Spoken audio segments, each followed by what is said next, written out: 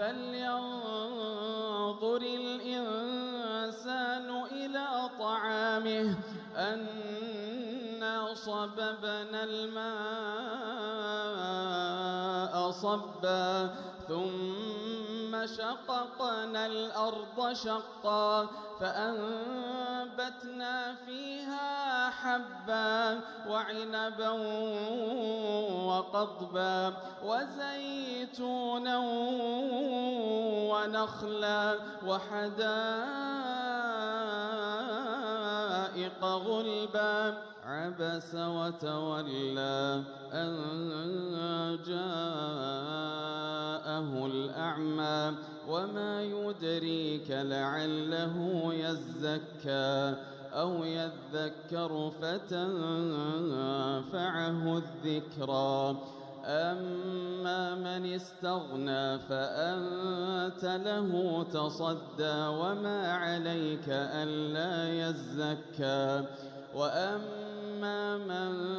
جاءك يسعى وهو يخشى فأنت عنه تلهى كلا إنها تذكرة فمن شاء ذكره في صحف مكرمة مرفوعة مطهرة بأيدي سفرة كرام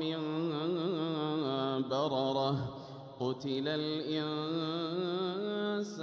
ما أكفره من أي شيء خلقه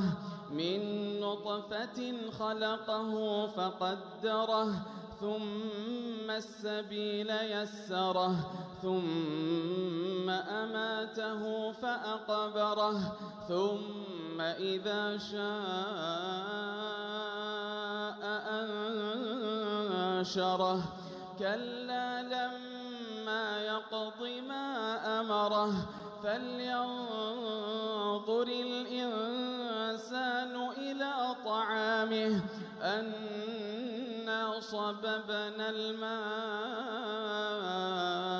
صبا ثم شققنا الأرض شقا فأنبتنا فيها حبا وعنبا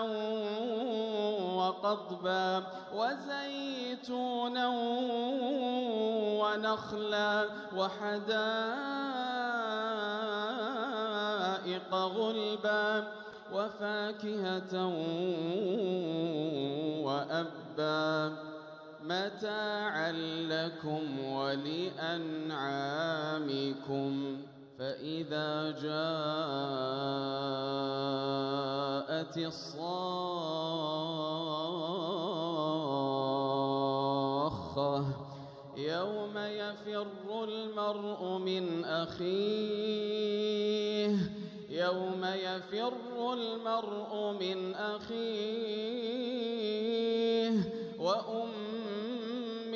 وأبيه وصاحبته وبنيه لكل امرئ منهم يومئذ شأن يغنيه وجوه يومئذ مسفرة ضاحكة مستبشرة